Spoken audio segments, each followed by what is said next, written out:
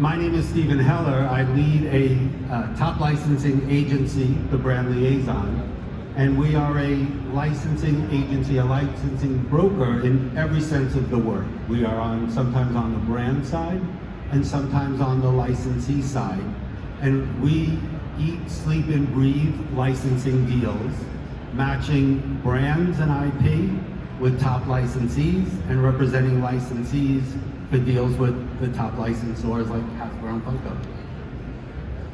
Awesome, great. So as you can see, a real panel of experts up here and a terrific resource as you're working on your businesses or even starting and initiating businesses.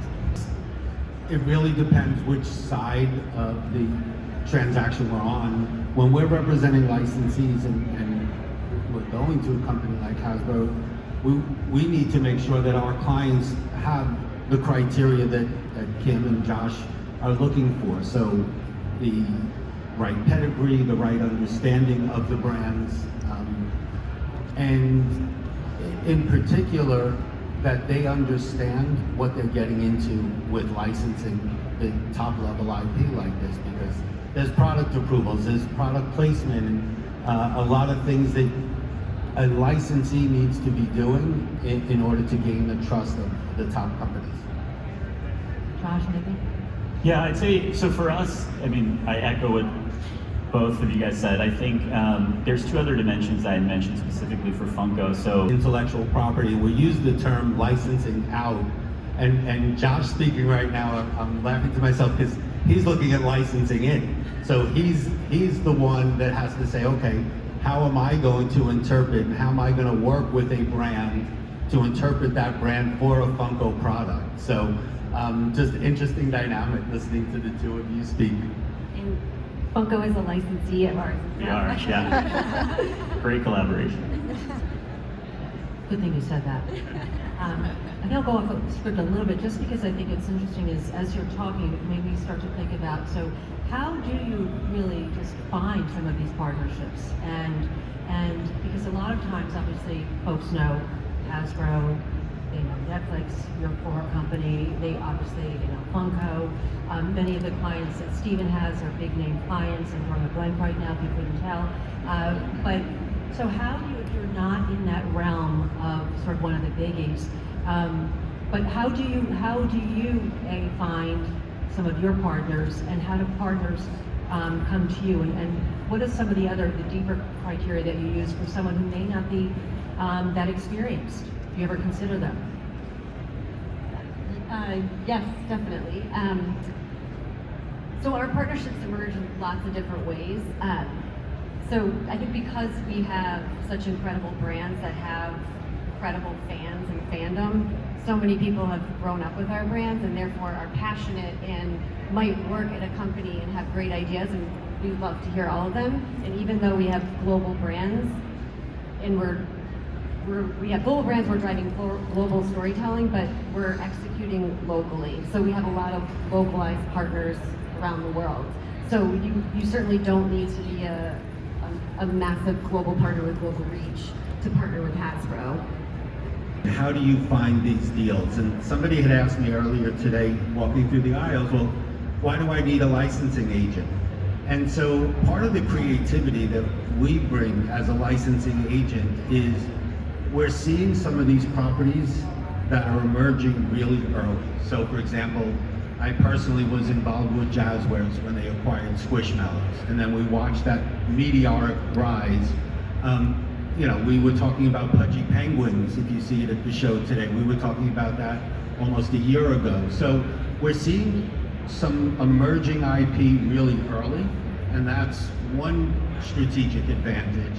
And then the other is even a lot of the properties that Hasbro has, and we work with several different divisions at Kim's company, the creativity in the deal making. So seeing the properties early on, and then knowing how to put together the deal that's going to satisfy the top brands and the top licensors. So Stephen, just continuing on that for a while. So then, because you really are the middle person, so how do you bring all the partners together? Because how does that, what's the magic sauce? So there really is no formula, like this is how you have to do it. Some of these collaborations come when you're talking about something else, like, hey, what about this? And you know, we do a lot of things we represent 7-Eleven, and they do a lot of really cool collabs. But some of these just kind of materialize, and then it's, okay, you're having a conversation, these two pieces of the puzzle fit well together, then the hard work starts, okay, how do you bring the deal to come to fruition, making sure the needs of both sides are addressed, and then even after the deal's signed, how do you make the product come to fruition? Where does it live in retail? So that's the creativity in coming up with the deals and making the deals happen. So then picking up on the theme of making the deals, so how do you all like to structure your deals? Because again, that's also evolving from back in the day. Are there any new trends or you know, pretty much how do you like to structure your deals? Without giving away any secrets, or unless you want to give away secrets. We're all family here.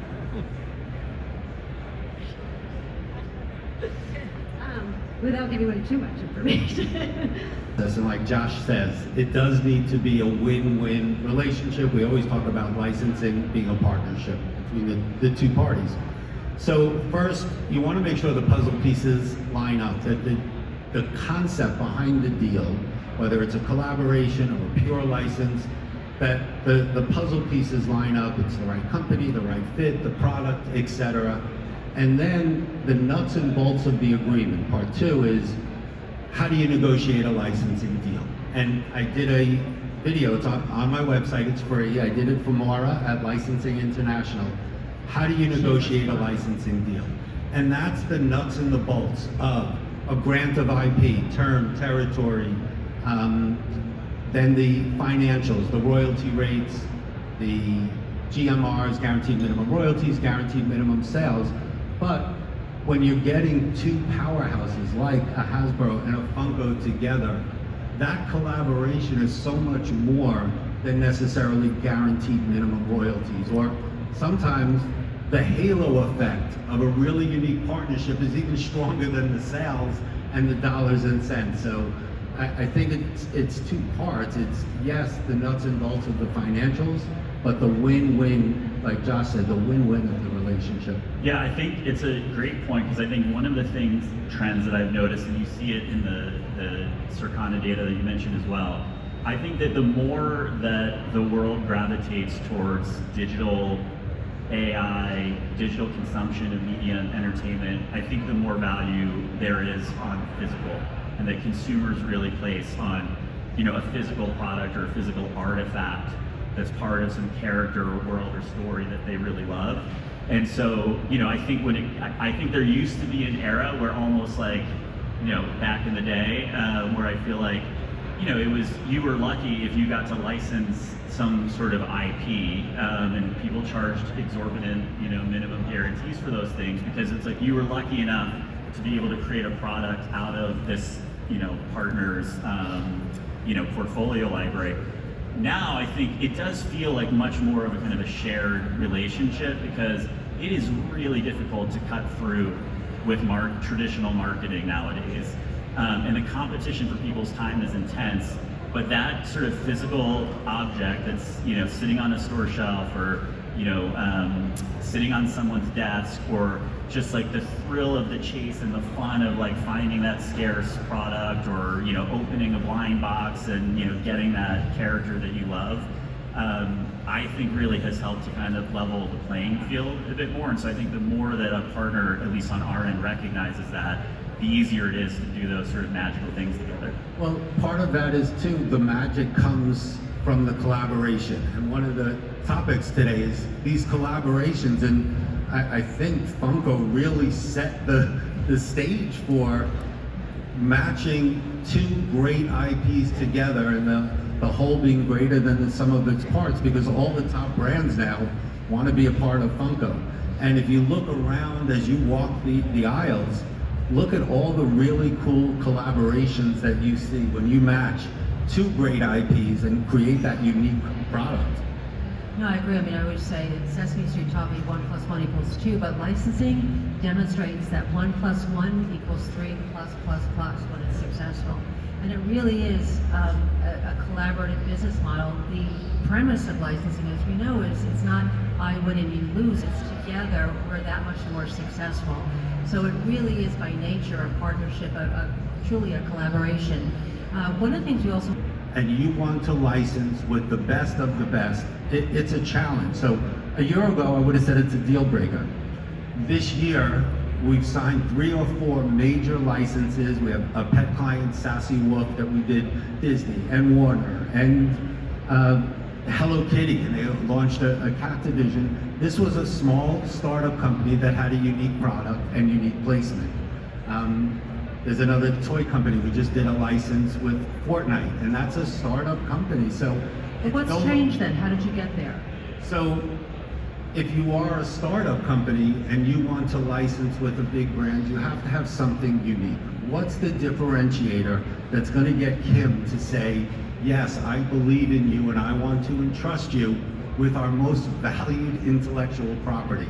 So, unique product, unique placement. Josh talked about, different channels of direct selling.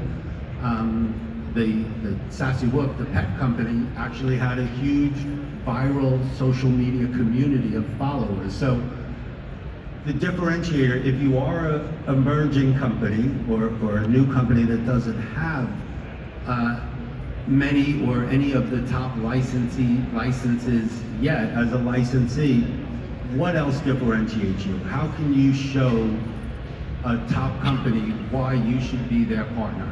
Unique product, unique placement. Awesome, good. Any other deal breakers, or pretty much just really sort of understanding the folks that you're pitching to, I think is really, and knowing how to break through and what's really important to them. From some of the big companies that are the big retailers, but worse is getting the order and then not being able to make and sell the goods. So I think, again, making sure your financials are in order is very important, whether you're a licensor or a licensee. Awesome, good. Since Funko, Hasbro's and Kim and several people on her team. So when you're putting together a licensee pitch deck, there are some critical elements you need to bring, but it's the theme of what we've been talking about to date. How do you bring that through in a deck or pictorially to prove you would be the great partner? And it's all of those things we've been talking about. Now, how do you put that into a pitch deck? How do you prepare to go to the licensor and prove to them that you're a trusted partner? And you must pitch a lot, Josh. Like, before Funko got as big as it is, like, how did Funko get the top IP when it was an emerging brand? I think For the age of the target market, it really needs to match the property. And you really need to know who you're talking to, who you're trying to tell that story to, or tell that story with. And an example, and I'm not going to say the name of the company, but there was a major toy company here that took a viral property, huge, hundreds of millions or billions of views, between 14 and 18-year-olds. And they came out with some figurines and almost dolls that matched a much younger demographic. And it didn't match, it didn't work because of who the audience was and the product. So I think when it comes to the age and the demographic, it's really important that you're matching the right age customer with the right product for the IP. And I always say you need the right brand on the right product. So I think it really goes back to understanding who your consumer is and really knowing who that consumer is. I'm getting the proverbial hug. Thank you. for me, things that I'm seeing that we know are coming later this year and into the future, I think there's 2 key areas. Collaborations, which we've talked a little bit about, how to match 2 unique IPs to create a really unique product, tap into each of the 2 brands' core audiences. And then another hot area, which I think Hasbro has also Broken Molds in the location-based entertainment and that Pepper's World, and some of the other things that we do that are activations.